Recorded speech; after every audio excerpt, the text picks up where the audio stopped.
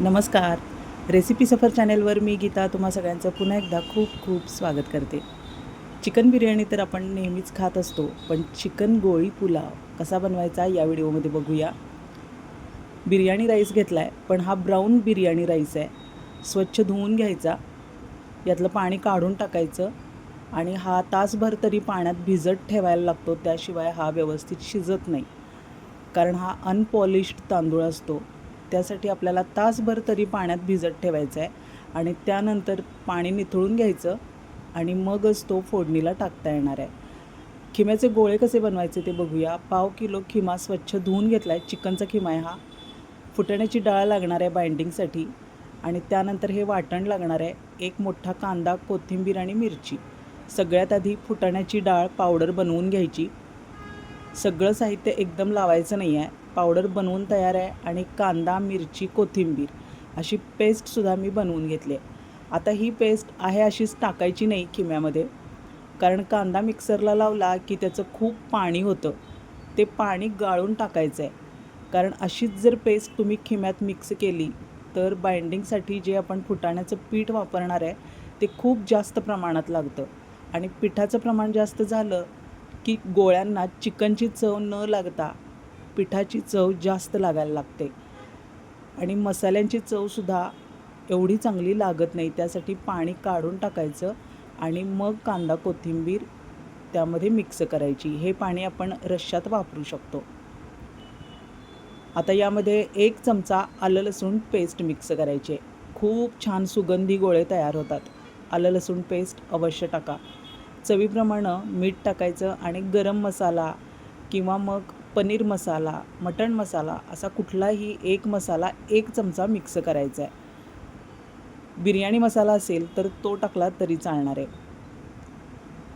1 चमचा काश्मीरी मिरची पावडर टाकायची आहे. 1 हिरवी मिरची मिक्स केली आहे, पण काश्मीरी मिरची पावडरसुद्धा टाका. आता बाइंडिंगसाठी हे फुटाण्याचं पीठ मिक्स करायचं. जास्त पीठ मिक्स करायचं नाही, जेवढं लागेल तेवढंच मिक्स करायचं आहे. त्यासाठीच आपण कांद्यातलं पाणी काढून टाकलं आहे.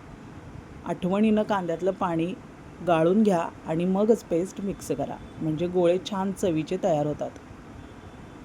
आता सगळं साहित्य मिक्स करून घ्यायचं आहे व्यवस्थित आणि आता आपल्याला हे सगळं मिक्सरला लावून घ्यायचं आहे, म्हणजे गोळे अगदी गुळगुळीत आणि छान अलवार तयार होतात.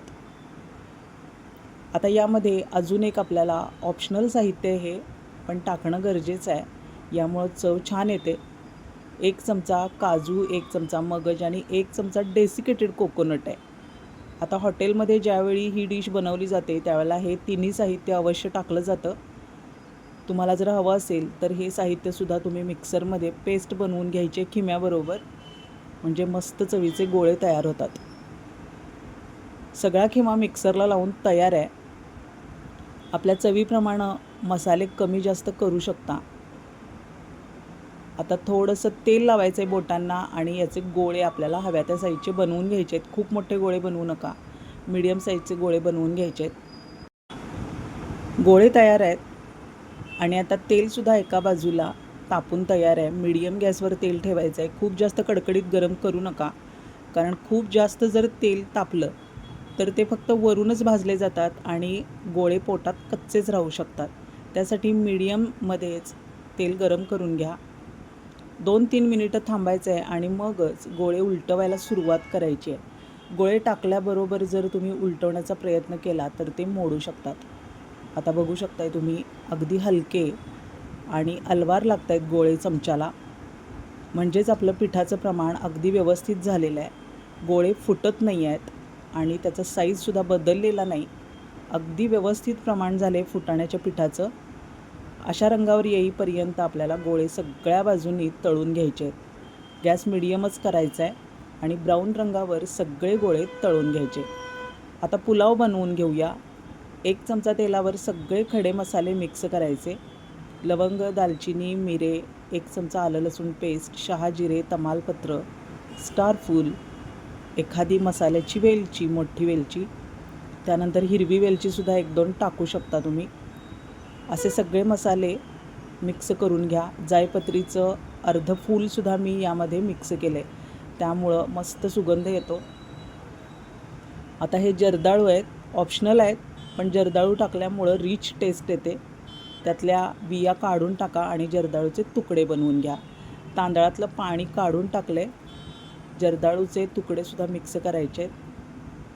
तांदूळ निथळून घ्या आणि मगच मिक्स करा. आता 2-3 मिनिटं हे सगळं आपल्याला भाजून घ्यायचं आहे. फोडणीत व्यवस्थित तांदूळ भाजून घ्यायचा आहे. ब्राऊन राईस आहे हा, शिजायला थोडासा वेळ लागतो. चवीप्रमाणे मीठ मिक्स करायचं आहे. आणि आता 1.5 पट पाणी टाकले. 2 वाटी तांदळासाठी 3 वाटी पाणी मी मिक्स करून घेतले. सगळं सारखं करून घ्यायचं आणि 2 शिट्ट्या देणार आहे मी. ब्राऊन राईससाठी 2 शिट्ट्या आणि जर नेहमीचाच बिर्याणी राईस असेल तर 1 शिट्टी पुरेशी होणार आहे. आता कढईत 1 चमचा तेलावर टोमॅटो आणि कांद्याची पेस्ट परतून घ्यायची. गोळ्यांना फोडणी देतो आहे आपण. याची ग्रेव्ही छान बनवायची आहे, म्हणजे मग पुलाव खूप टेस्टी होतो. अर्धा चमचा हळद टाकली आहे आणि 1 तमालपत्र 2 तुकडे करून टाकलेत. आपल्याला ज्या प्रमाणात ग्रेव्ही हवी आहे त्या प्रमाणात कांदा टोमॅटो पेस्ट बनवून घ्या. थोडंसं पाणी टाकायचं आणि फाईन पेस्ट बनवून घ्यायची. चवीप्रमाणे टाकली आहे कोल्हापुरी चटणी म्हणजेच कांदा लसूण मसाला. आता यामध्ये खूप जास्त मसाल्यांची गर्दी करायची कारण नाही आहे, कारण आपण गोळ्यांमध्ये भरपूर मसाले टाकलेत. शिवाय पुलावमध्ये सुद्धा सगळे खडे मसाले टाकलेत. त्यामुळं कांदा टोमॅटोची पेस्ट फक्त यात परतून घ्यायची. चवीप्रमाणे मीठ टाकायचं. पाणी मात्र थोडंच टाकायचं. पाण्याचं प्रमाण जास्त झालं तर गोळे पानचट होतात आणि पुलावमध्ये सुद्धा पाणी ॲब्सॉर्ब न होता ते तळाशी साठून राहतं.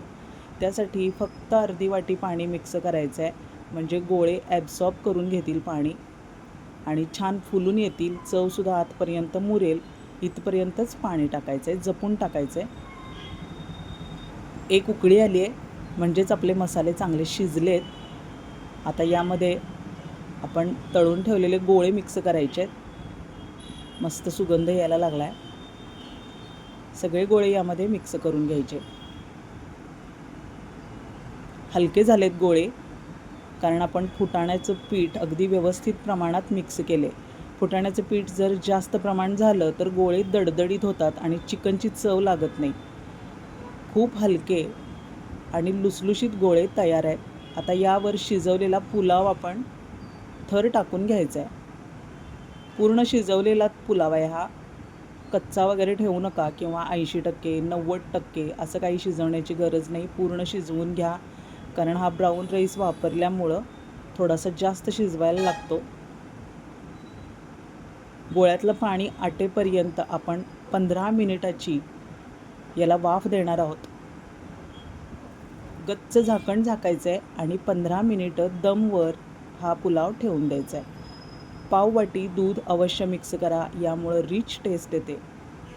खूप सुंदर झाला आहे गोळी पुलाव. अशा पद्धतीनं नक्की ट्राय करा आणि फीडबॅक द्यायला विसरू नका.